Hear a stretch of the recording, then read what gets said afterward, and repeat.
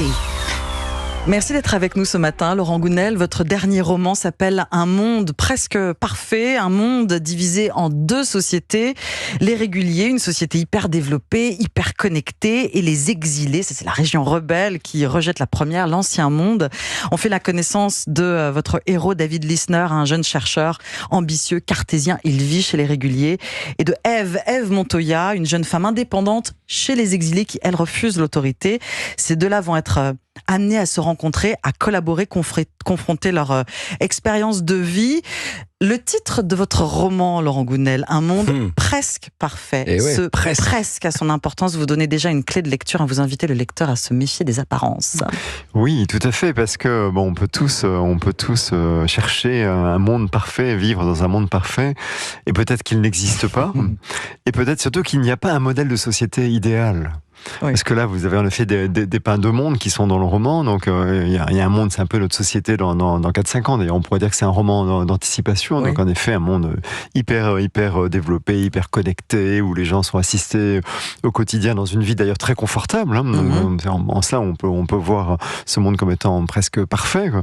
Ils sont assistés par des tas d'applications, par des outils, par des robots, par tout ce que vous voulez. La plupart des gens ne travaillent plus parce que l'intelligence artificielle, d'ailleurs, a remplacé pas mal de métiers. Donc, ils ont une vie confortable à la maison, tranquille, ils font des jeux vidéo, ils regardent des écrans. Et puis, il y a en effet une partie de la population qui a dit non, mais ça c'est bien joli tout ça, mais nous, on veut se réapproprier notre nature humaine quelque part, et puis aller vivre dans la nature. Et donc, ils ont une autre façon de vivre, et qui pour eux aussi est quelque part assez parfaite, quoi. C'est ça. Et donc, c'est très difficile de savoir qui a raison, et d'ailleurs, est-ce que quelqu'un a raison? C'est ça qui est super pendant la lecture de votre livre, Laurent Gounel, c'est qu'on se dit à chaque fois, tiens, ça je suis un peu régulier, je suis un peu exilé. Et en fait, on n'arrive jamais à se mettre vraiment, on est toujours un peu des deux. Est-ce que c'est pas le monde parfait, c'est un peu les deux? En tout cas, oui, c'est une invitation à ce que chacun s'interroge sur finalement son mode de vie, et ce vers quoi on avance en fait, pour ensuite pouvoir prendre des décisions sur sa propre vie, en se disant mais finalement moi, ma place, la façon dont j'ai envie de vivre mon existence, c'est plutôt comme ceci ou comme cela, et peut-être en effet en trouvant une certaine synthèse et un certain équilibre qui permettent un épanouissement. Vous parliez de roman d'anticipation, ce caractère futuriste un peu d'un monde presque parfait, une dimension dystopique. Et alors la dimension dystopique s'exprime, et ça c'est vraiment un point important dans votre roman, le fait que les gens ont une sorte d'implant dans le corps qui permet de réguler leur bonheur en libérant de la sérotonine quand le niveau de cette hormone... Je sais pas si ça va arriver, j'ai un peu peur. Je suis un peu comme vous, Gavin, on se dit en même temps, c'est terrible. Et en même temps, si on avait quelque chose qui, quand on a le blues, qui nous donne un petit coup de peps comme ça. Oui, parce que la sérotonine, c'est une hormone naturelle, naturellement produite par le cerveau, en effet, qu'on appelle vulgairement l'hormone du bonheur. Et en effet, aujourd'hui, d'ailleurs, on sait qu'on peut déclencher la production par le cerveau de sérotonine, c'est ce que font la plupart des antidépresseurs, quoi. Donc j'ai imaginé en effet une petite puce incorporée dans l'organisme qui fait que dès qu'on détecte un coup de blues, à ce moment-là, hop, on pousse le cerveau à libérer ça. C'est ça. D'ailleurs, vous opposez bonheur et plaisir. Oui, tout à fait. Et c'est très intéressant parce que notre société nous pousse beaucoup dans le plaisir. Je pense notamment à tous les écrans qui sont des pourvoyeurs de plaisir. Voilà. C'est le bonheur. C'est une autre hormone en nous qui s'appelle la dopamine, également produite par le cerveau, qui est l'hormone du plaisir. Et en fait, c'est une hormone qu'on produit naturellement, surtout quand on réussit quelque chose. Vous voyez, par exemple, vous avez préparé cette émission, c'est un gros travail, et puis voilà, si l'émission est réussie, vous avez une satisfaction. Voilà, ça, c'est souvent associé à une production de dopamine, l'hormone du plaisir, que les neurologues surnomment aussi ils évoquent ça comme étant le circuit de la récompense. Pourquoi? Parce qu'elle a une fonction, cette hormone, qui nous incitait à reproduire ce qui nous a fait ressentir ce plaisir. Donc vous voyez, c'est un puissant motivateur, j'ai envie de dire, au quotidien. Et la difficulté avec les écrans, c'est que les écrans nous fournissent très facilement cette dopamine. Quand je dis écran, que ce soit les réseaux sociaux ou les jeux vidéo. Et donc finalement, au bout d'un moment, on sait qu'on peut avoir très facilement un like, on est content. Voilà, exactement. Un like, on est content, donc on peut avoir ça à la minute. Donc c'est intéressant de comprendre comment ça fonctionne, parce que sinon ça peut nous détourner des projets qui nous tiennent à cœur, parce que finalement c'est tellement facile d'avoir notre shoot de dopamine avec n'importe quel écran. Et le bonheur, c'est plus compliqué. Pourquoi s'investir dans un projet? Et justement, c'est plus compliqué compliqué, cette quête du bonheur, c'est vraiment l'enjeu de votre roman, l'enjeu du héros, hein, David Lissner. Donc finalement, c'est une sorte de roman aussi d'initiation, il va à la recherche du bonheur. Est-ce qu'il la trouve d'ailleurs ? Oui, parce qu'en fait, c'est ce que chacun de nous cherche, quoi. Alors, consciemment ou pas, hein, on ne s'en rend pas forcément compte, mais finalement, quand on prend telle ou telle décision, que ce soit sur le plan personnel, que ce soit dans notre vie de couple, que ce soit même pour un choix de vacances, et a fortiori, bien sûr, pour un métier, quoi. En fait, inconsciemment, c'est qu'on cherche à être heureux. Donc, on se dit, cette décision va m'épanouir, va me permettre d'être heureux, quoi. Donc, on le cherche tous, le bonheur, inconsciemment. Et la question, c'est comment on le cherche, et est-ce que nos décisions, en effet, nous emmènent dans la bonne direction, ou pas, quoi. Un chemin initiatique. On continue de parler de votre roman Un monde presque parfait avec vous, Laurent Gounel. Vous nous faites le plaisir de rester avec nous dans ce club de l'été jusqu'à 11h. Et chaque matin, on part à la rencontre d'auditeurs d'Europe 1. Comment ils ont choisi d'occuper leurs vacances. Et ce sont les Jeux Olympiques. Encore aujourd'hui, ils se terminent ce week-end. Donc dans un instant, on sera à Paris. À tout de suite sur Europe 1. Europe 1, le club de l'été, 9h-11h. Omblin Roche.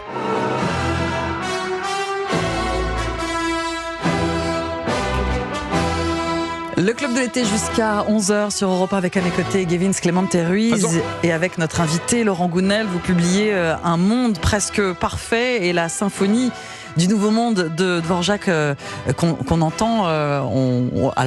Votre héros, l'écoute aussi, votre héros David Lissner, dans le roman, il l'a fait écouter au personnage de Ève, car sur le chemin de cette quête de bonheur dont on parlait à l'instant sur Europe 1, il va donc rencontrer Ève, qui vit dans l'autre partie du monde, une société, vous le disiez, tournée vers la nature, la société des exilés. Ève, le prénom, c'est un clin d'œil au personnage biblique ? Bien sûr. Bien sûr, surtout que je pense que par rapport à l'évolution de notre société, parce que je sais qu'il y a beaucoup de gens inquiets qui se posent des questions sur l'avenir de l'humanité, l'avenir de la planète, je pense que la solution viendra plutôt des femmes, en fait. Donc si je devais miser sur un sexe, sur un genre, je miserais sur les femmes. Bon alors, Ève et David représentent ces deux mondes opposés, exilés, réguliers. Alors, vous ne dressez cependant pas un portrait manichéen de ces deux sociétés. C'est ce que vous disiez, Gavin, au début de l'émission. Finalement, on prend un petit peu des deux. Tout n'est pas noir ou blanc, tout n'est pas binaire. Parce que la vie est ainsi. On peut tous avoir le sentiment, et je pense dans tous les domaines, même notamment sur le plan politique, que voilà, il y a une solution. Donc en politique, il y a un camp, par exemple. Et en fait, je pense que c'est une aberration. Oui. La vérité, elle est un peu partout. Et ils apprennent l'un de l'autre, d'ailleurs. Et c'est difficile d'ailleurs de l'accepter, parce que ce serait tellement facile qu'il y ait une solution, une direction à prendre, et c'est plus complexe, la vérité est plus complexe, quoi. Et donc c'est vraiment intéressant de s'interroger, de prendre du recul pour savoir toutes les possibilités qui s'offrent à nous, et comprendre comment on peut composer avec ça.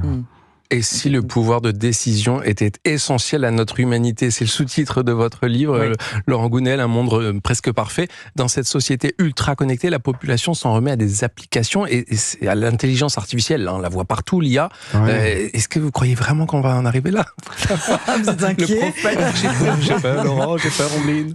Je ne sais pas, je ne suis pas prophète justement, mais en revanche, je vois la direction qu'on prend. Et en arrivant ici, je regardais, il y avait plein de publicités dans la rue où on nous disait faites confiance à l'IA pour progresser, faites confiance à l'IA pour... ça y est. Oui, moi je suis venu en taxi depuis mon hôtel. Il y a 10 ans, un taxi, il connaissait par cœur la rue de Paris. Pour pouvoir obtenir son diplôme et le droit d'exercer sa profession, il devait connaître le plan de Paris, quoi. Aujourd'hui, le taxi, qu'est-ce qu'il a fait? Il a mis le GPS. Et en fait, on se rend compte que dans plein de domaines comme ça, tous, vous, moi, on abandonne notre pouvoir de décision au quotidien sur les petites choses, comme en effet choisir son itinéraire sur la route, mais même sur des choses comme, je sais pas, choisir le petit resto où on va manger, on va s'en remettre à une application. On s'est géolocalisé.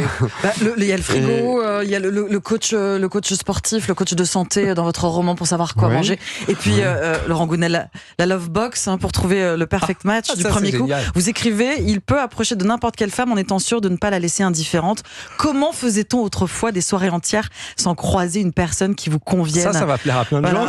En gros, c'est une vision absurde de l'amour, façon nous trouvons l'amour aujourd'hui. Oui, parce qu'en effet, si on pousse le curseur un peu plus loin, et en fait, c'est demain, quoi. Demain, on va nous dire, vas-y, là, c'est bon. On va vous dire les personnes qui sont susceptibles de vous plaire et à qui vous pouvez plaire, quoi. Et donc là aussi, à un moment donné, où est le libre arbitre, où est notre décision? En fait, je crois que je vais dans le camp des exilés, moi. Je crois Et puis si vous n'allez pas suffisamment dans cette love box, vous perdez de la popularité. C'est parfois un petit peu effrayant. Mais c'est aussi beaucoup d'humour, hein, finalement. On le prend aussi par ce biais-là. Oui, parce que ça reste un roman. Et ça reste un roman. L'humour, il permet plusieurs choses. Déjà, même dans la vie, hein, pas que dans un roman, l'humour, il permet de prendre du recul sur une situation. Et quand les sujets sont parfois graves, c'est utile d'en rire aussi. Parce que le fait d'en rire, déjà, nous détend et nous permet ensuite d'y voir plus clair. On parle de votre roman, Laurent Gounelle, Un monde presque parfait, paru aux éditions Mazars. Invité Laurent Gounelle pour parler de son dernier roman, le 10e, Un monde presque parfait. Europe 1, 9h, 11h, le club de l'été. Omblin Roche.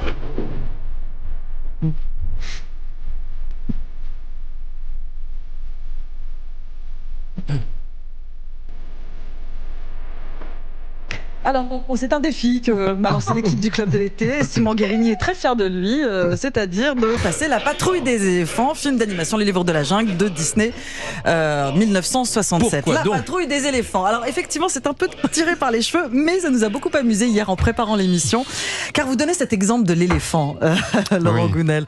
C'est l'un de vos personnages qui donne cet exemple de l'éléphant en captivité, nourri, soigné, non confronté au danger. Cet éléphant en captivité vit moins longtemps que l'éléphant sauvage dans la savane, malgré les risques et malgré les maladies. Donc pourquoi se confronter au danger, à l'échec, alors qu'on peut rester sagement dans un zoo, dans cette société ultra connectée qui nous dit quoi faire pour le bien commun et pour vivre en fait tranquillement. Oui, tout à fait.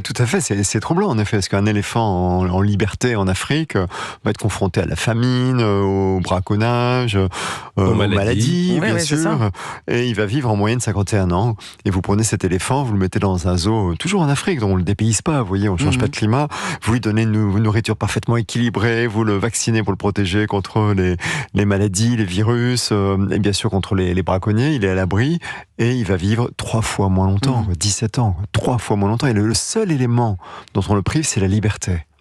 Et ça montre à quel point la liberté est un élément essentiel à tout être vivant et a fortiori à nous, êtres humains. Donc c'est vraiment intéressant de l'avoir à l'esprit pour comprendre qu'on ne peut pas renoncer comme ça impunément à notre liberté.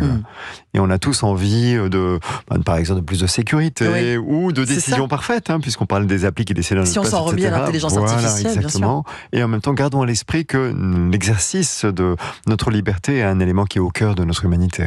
Un autre sujet aussi dans ce monde presque parfait, votre roman, Laurent Gounelle, c'est l'importance de l'échec. L'échec n'est pas grave, c'est ce que vous dites. Et il faut presque se tromper pour réussir. C'est ça qui est génial. J'en suis absolument convaincu. Il y a d'ailleurs un philosophe qui s'appelle Charles Pépin qui a écrit un très bel essai sur le sujet. En fait, si on abandonne justement notre pouvoir de décision au profit des applis, ou si on se plie à des tas de règles et de normes que tout le monde met en place, les sociétés, l'Union européenne, tout ce que vous voulez, c'est aussi quelque part en nous qu'on a peur de prendre une mauvaise décision. Et pourquoi? Parce qu'une mauvaise décision peut nous conduire à l'échec, en effet. Et on a peur de l'échec. Il n'y a pas de mauvaise décision. Et grâce à vous, on le sait maintenant, Laurent. Oui, ou en tout cas, c'est pas grave de prendre une mauvaise décision, même si elle nous conduit à l'échec, parce que c'est pas grave d'échouer. Ça prouve qu'on est vivant à ce moment-là. Ça prouve qu'on est vivant aussi, ça prouve qu'on a assumé notre liberté. Et échouer, en fait, est très très important dans la vie. C'est très riche, ça nous nourrit, ça nous permet de nous connaître, parce qu'en fait, on peut sinon ne pas se connaître. Vous voyez, se retrouver notamment sur le plan professionnel, vivre sur des rails, vous voyez, parce qu'à un moment donné, très jeune, on a choisi les études pour se retrouver exercer un métier, et puis on ne décide pas vraiment est-ce que ce métier est bien pour moi, est-ce qu'il me permet de m'épanouir, et donc on peut faire l'économie de la connaissance de soi, sauf que ça marche pas en fait, ça marche pas, et si on refuse de se connaître, la vie va mettre sur notre chemin des écueils, ça va être un divorce, ça va être un licenciement, ça va être une maladie, pour à un moment donné nous forcer à nous regarder au fond de nous et savoir ce qu'on a dans le ventre. Et l'échec permet ça.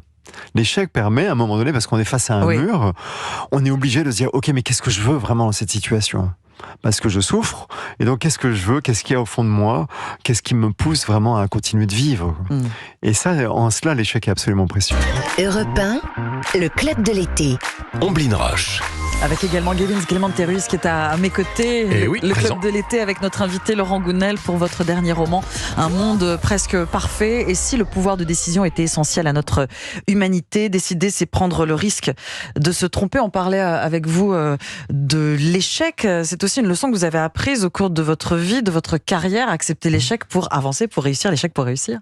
Oui, tout à fait. C'est moi, quand j'étais jeune, j'ai aujourd'hui 57 ans, enfin 58 demain, j'ai connu pas mal d'échecs, notamment sur le plan professionnel. Pourquoi ? Parce que je m'étais fourvoyé dans une voie qui n'était pas faite pour moi. J'ai fait des études économiques et je me suis retrouvé à 23 ans, jeune cadre financier, et j'étais malheureux comme la pluie. Et j'ai connu l'échec parce que d'abord, j'étais pas bon parce que j'aimais pas ce que je faisais. J'ai fini par me faire virer, et c'était mérité, honnêtement. J'étais pas à ma place, mais c'était pas drôle, vous voyez. Donc ça a été compliqué, et en même temps ça a été précieux. Parce que du coup, j'étais très jeune. Moi, je me suis retrouvé au chômage à 28 ans et à un âge où j'ai été forcé de savoir qu'est-ce que je voulais faire de ma vie, en fait. Donc, je me suis posé des questions existentielles qu'habituellement on se pose soit lors de la crise de la cinquantaine, soit jamais d'ailleurs. Et c'est à partir de ce moment-là que vous vous êtes mis à écrire ? Alors, je me suis pas mis à écrire à ce moment-là. J'ai réalisé surtout que ma passion, c'était l'humain. Donc, je suis retourné sur les bancs de la fac pour me former en psychologie. À quel âge ? À 28 ans, c'est ça. C'est possible, tout est possible. Mais C'est courageux, de l'espoir à nos auditeurs. Courageux, je sais pas, parce qu'on m'avait quand même poussé dehors. Donc, il était temps de se remettre dans la course. J'ai pas moi-même pris la décision de tout envoyer balader. Ça aurait été du courage. Par contre, c'est la meilleure chose qui me soit arrivée dans ma vie, quoi. Parce que grâce à ça, en effet, j'ai pu être à ma place, j'ai pu m'épanouir dans un métier. Bon, là, je suis devenu consultant en relations humaines, que j'ai exercé pendant 15 ans avant de prendre la plume et de m'épanouir dans un autre métier ensuite, quoi. Mais ça, c'est l'échec qui a permis ça. Vous voyez, la pire des choses pour moi aurait été de me maintenir la tête hors de l'eau, de faire quelques efforts pour réussir quand même à avoir les résultats, pour qu'on me garde mon poste. Et puis, je serais peut-être toujours aussi malheureux aujourd'hui, quoi. Vous vous confrontez aussi à vos peurs dans votre carrière au quotidien face au vertige, par exemple. Vous décidez de faire du parapente pour contrer votre timidité. Vous prenez des cours de théâtre, d'improvisation, donc vous allez en plus au devant de vos peurs, de vos échecs.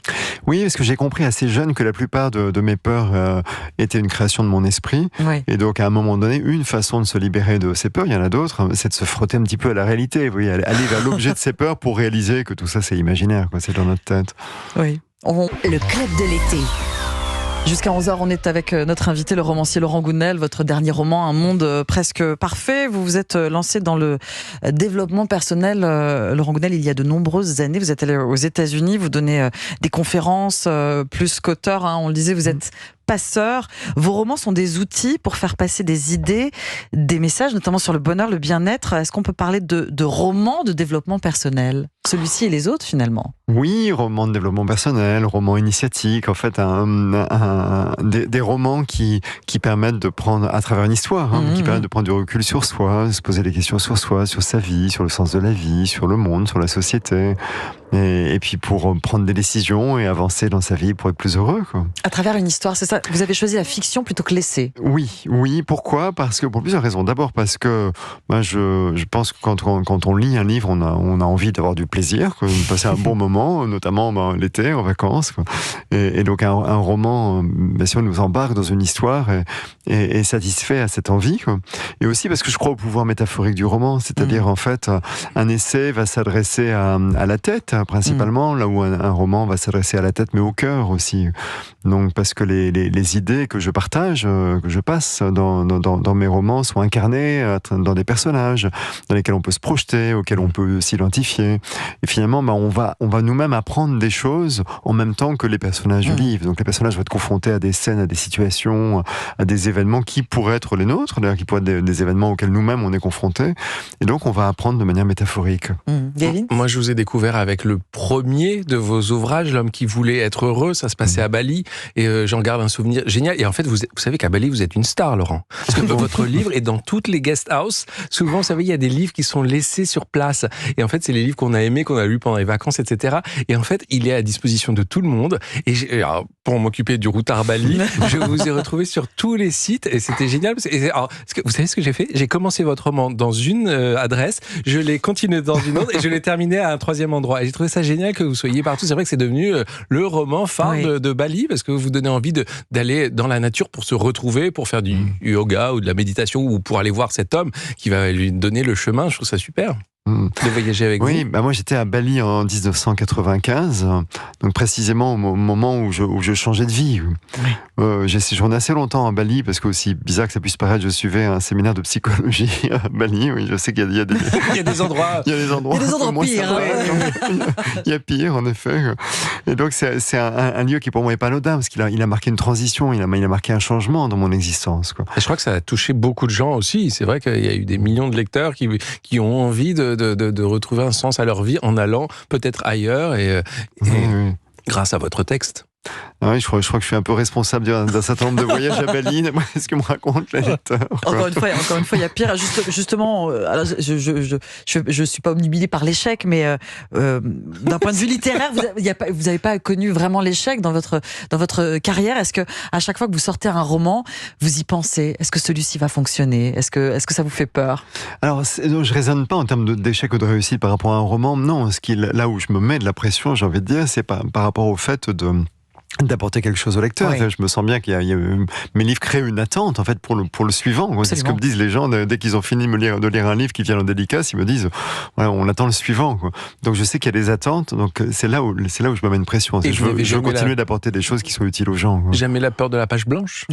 Alors non, parce que pour moi, je suis très attaché à la liberté, je crois que vous avez pu le comprendre. Oui. Et la page blanche pour moi est synonyme de liberté. C'est la liberté totale, la page blanche. J'ai tous les droits d'écrire l'histoire que je veux sur le thème que je veux. À partir du moment où la première phrase est posée, déjà la liberté est restreinte parce qu'il faut faire avec le personnage qui a émergé, il faut faire avec l'événement ou la scène décrite. Donc moi j'adore les pages blanches. La liberté, le pouvoir de décider, se confronter à l'échec pour aller vers la réussite. On parle de votre dernier roman, Laurent Gounel, Un monde presque parfait, paru aux éditions Mazarine. Le Club de l'été. Europe 1, 9h-11h, le Club de l'été. Omblin Roche.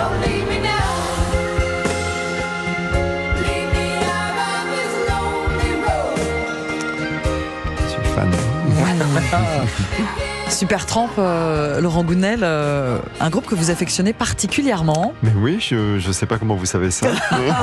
Gros travail. Je me souviens même d'un concert auquel j'avais assisté dans les années 80 au Parc de Sceaux, au sud de Paris. Oui. Avec leur album mythique. Oui, bien sûr. Les concerts de Supertramp sont formidables. Est-ce que vous travaillez en musique avec Supertramp ou pas? D'ailleurs, est-ce que vous écrivez pas avec en silence? Oui, j'écris souvent en musique. Enfin, pas travailler, mais écrire. Parce que pour moi, quand j'écris, quand je travaille, c'est en 3 phases. Il y a une phase créative, la plus longue, pendant laquelle va venir l'histoire qui me permet de porter les messages. Ensuite, il y a une phase de plan et ensuite l'écriture. Et souvent, j'écris en musique.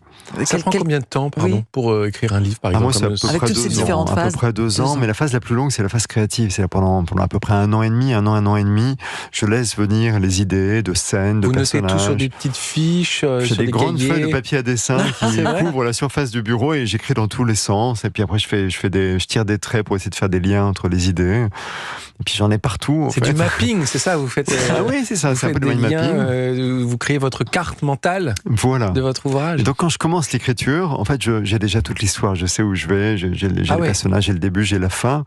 Ce qui n'exclut pas les changements d'ailleurs, parce que parfois dans la phase d'écriture, il y a des idées qui émergent. Il faut laisser votre liberté. Exactement, il faut faire avec. Donc il n'y a pas forcément une période de la journée. Certains écrivains écrivent la nuit. Je sais qu'Amélie Nothomb aime beaucoup répondre à ses lecteurs et ses lectrices très très tôt le matin. Est-ce que vous aussi, est-ce qu'il y a une période de la journée plus propice peut-être à ce que l'inspiration vienne? Alors moi, c'est vraiment tout le temps.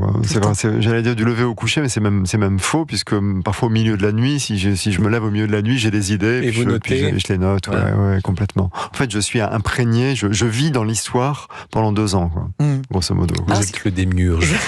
Ce qui est amusant, c'est que vous étiez nul en rédaction à l'école. C'est paradoxal pour un auteur. Mais oui, surtout, j'avais aucune imagination. Alors, mais oui, c'est fou. J'ai souvenir de moi, gamin, avec une rédaction à faire, un truc trivial, quoi, d'école primaire, et j'avais pas d'idée. Et ma mère me disait, mais enfin, c'est quand même difficile, quoi. Ça va donner de l'espoir à ceux qui moi, j'avais aucune idée et je me mettais à transpirer à grosses gouttes parce que je me disais, mais je ne vais pas y arriver. Et l'imagination, finalement, est arrivée plus tard et vous débordez d'imagination.